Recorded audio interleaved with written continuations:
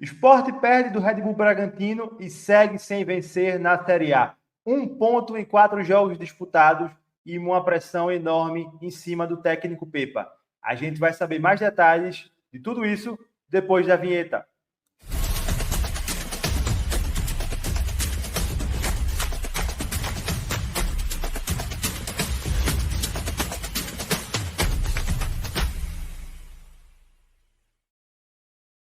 Fala galera, sejam todos bem-vindos e bem-vindas a mais um vídeo de pós-jogo aqui do canal. O Sport perdeu na noite desta quarta-feira para o Red Bull Bragantino por 1-0 na Ilha do Retiro. Chegou ao quarto jogo sem vencer na Série A.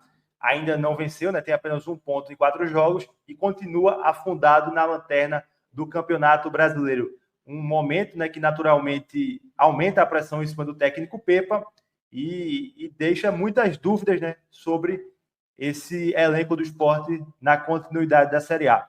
Antes da gente mergulhar no pós-jogo, né, eu queria pedir para você mais uma vez, que chegou até aqui, se inscrever, deixar seu like e compartilhar o canal para que mais pessoas possam conhecer o nosso trabalho e acompanhar, porque aqui tem vídeo todos os dias sobre o Sport, né? O Sport, que, como eu falei no início, foi derrotado nesta quarta-feira diante do Red Bull Bragantino.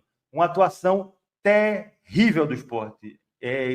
Indiscutivelmente, a pior atuação do Sport nesta Série A. O Sport que, como a gente trouxe no último pós-jogo, né, após a derrota contra o Vasco, havia apresentado características interessantes nesses 3 primeiros jogos. Havia sido um time organizado, havia sido um time que levava volume ofensivo, mas tinha muita dificuldade para finalizar, mas ainda assim estava construindo uma cara, apesar de ele não ter vencido. Para esse jogo de hoje, meus amigos, o cenário foi totalmente o oposto. O Sport pegou tudo que havia feito nesses 3 primeiros jogos, né, tudo que havia feito positivo, mesmo sem vitória, repito, e jogou no lixo. A atuação do Sport diante do Red Bull Bragantino foi horrível, horrível, horrível. O Sport foi um time que não conseguiu fazer valer o seu mando de campo mais uma vez, não conseguiu se impor como se esperava e viveu, né, daqueles lampejos da pressão natural que qualquer time, quando está jogando em casa, faz, de estar de fora da área, de cruzar e levar um perigo, mas a atuação do Sport foi ruim. O Red Bull Bragantino não teve uma boa atuação no famoso ditado da bola. Implorou para o Sport fazer um gol, mas o Sport mostrou novamente a sua incapacidade ofensiva. E muito disso, meus amigos, começa na escalação. O início de tudo é a escalação do Sport para o jogo de hoje. Por que isso?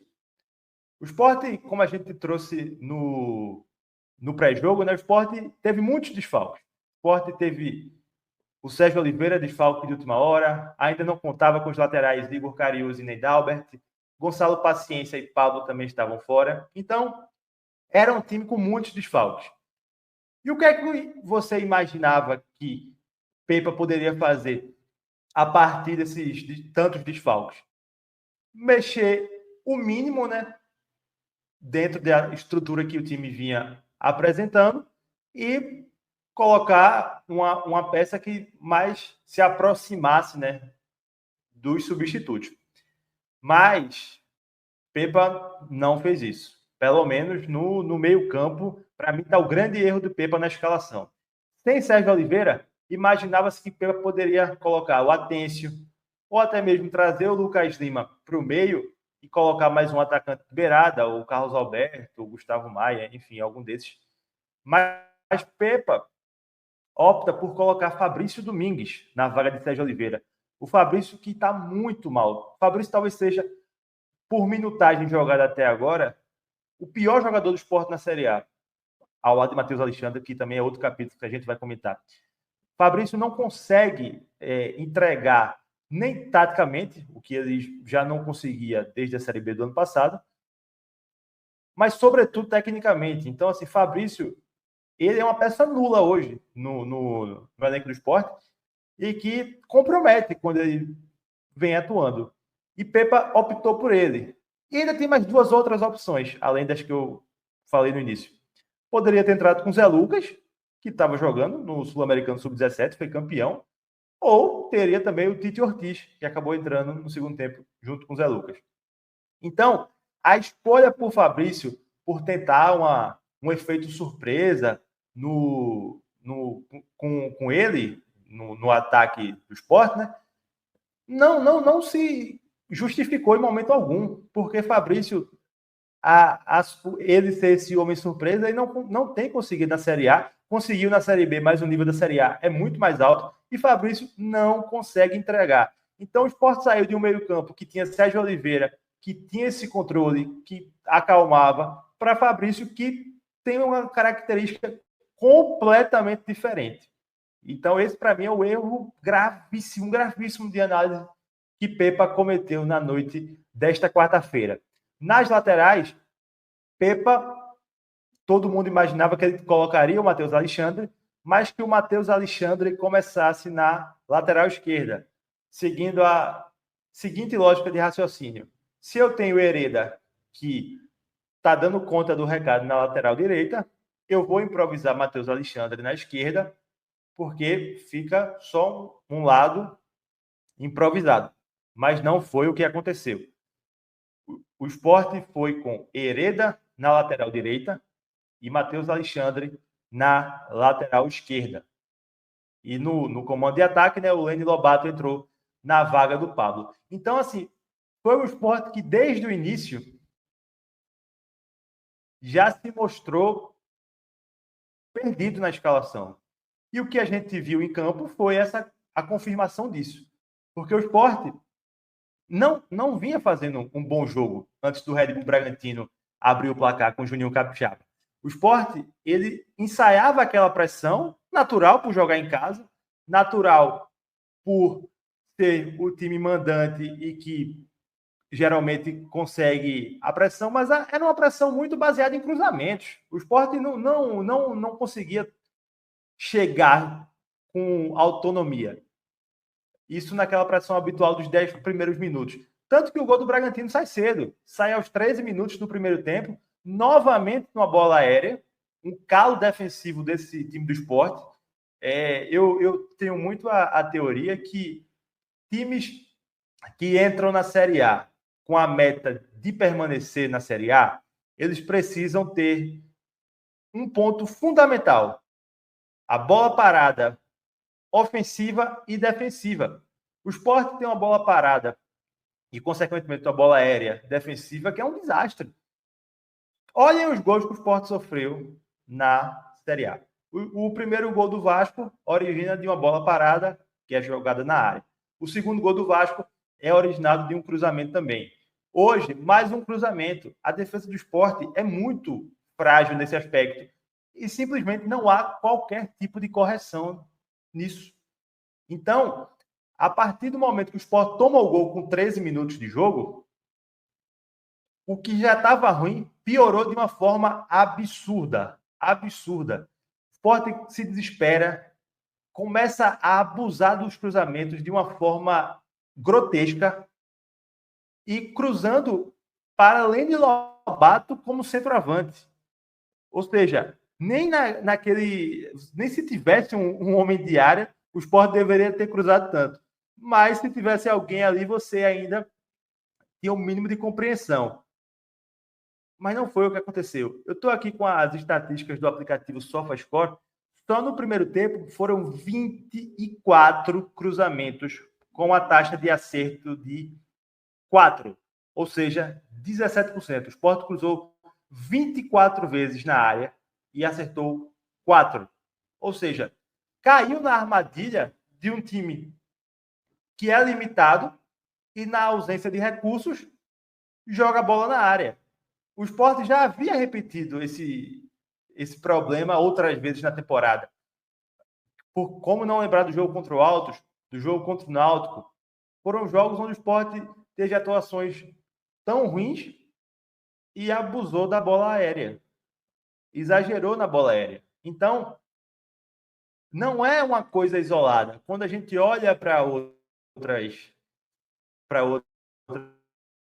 partidas do Sport, é meio que uma rotina, quando o time não tem o repertório e começa a jogar bola na área.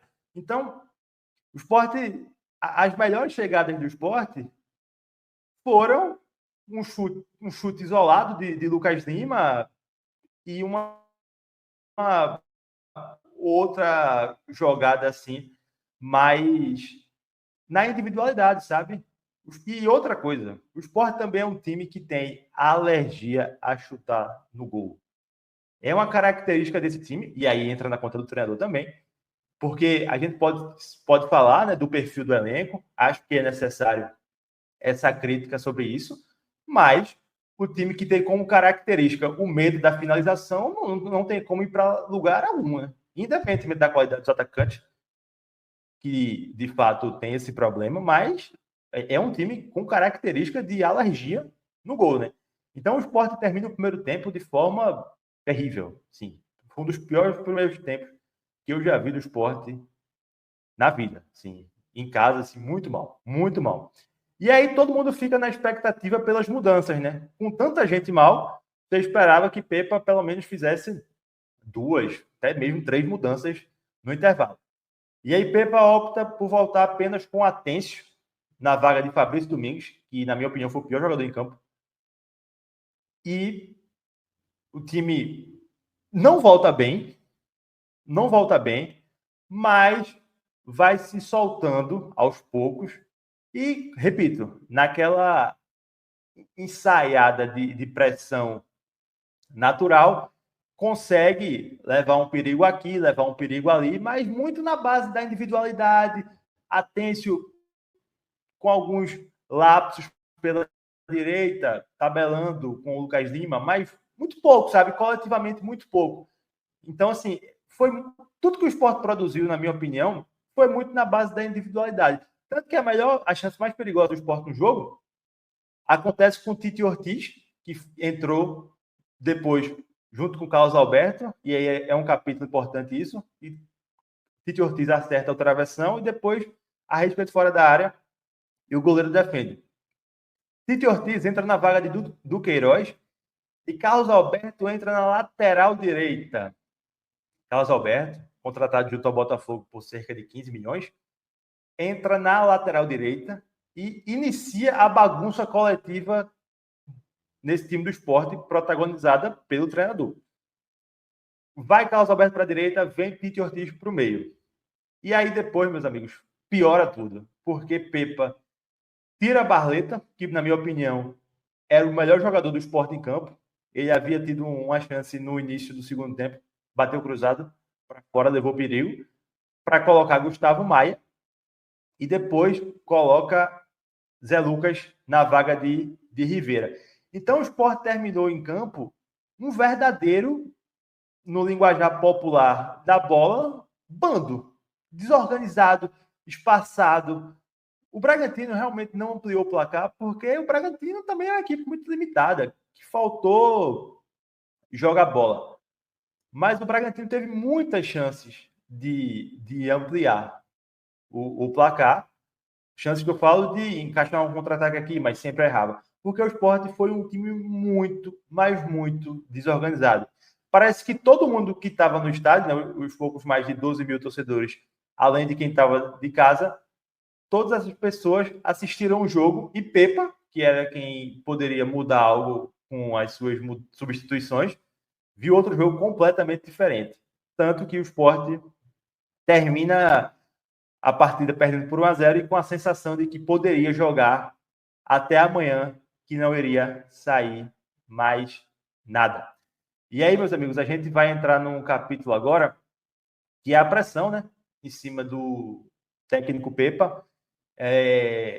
Até o momento não há nenhuma informação de possível mudança no comando do Sport, né? O Sport que essa direção do Sport tem uma característica de dar continuidade, então não me surpreenderia se Pepa comandasse o Sport no jogo de sábado contra o Corinthians na Neoquímica Arena, mas a pressão é inegável, né? A torcida do Sport xingou ele após o jogo, com aqueles tradicionais gritos que saem das arquibancadas quando a torcida fica insatisfeita com o treinador, e a pressão subiu para o maior patamar, na minha opinião, em relação ao técnico Pepa, né? Repito, não há nenhuma informação no momento, pelo menos eu não tenho, de mudança no comando, mas é inegável que a pressão subiu. E subiu porque o Sport está refém de algo hipotético, né? Porque o Sport teve recortes interessantes nos 3 primeiros jogos, não conseguiu transformar isso em vitória, mas você imaginava que, a partir do momento que havia apresentado aqueles recortes, iria conseguir transformar isso numa evolução sólida. Mas a partir do momento que vem uma atuação como hoje, é normal que se ignore os pontos positivos mostrados nas 3 primeiras rodadas e foque completamente na atuação desastrosa que aconteceu hoje. Então, Pepa, ele vai precisar reverter uma pressão muito grande e de desconfiança total, porque o Sport que terminou o jogo hoje, desorganizado, espaçado, inofensivo e abusando dos cruzamentos, não vai para lugar algum na Série A. E aí o questionamento que eu deixo para vocês e queria ouvir é: até onde pode se esperar uma hipotética evolução baseada em recortes da temporada?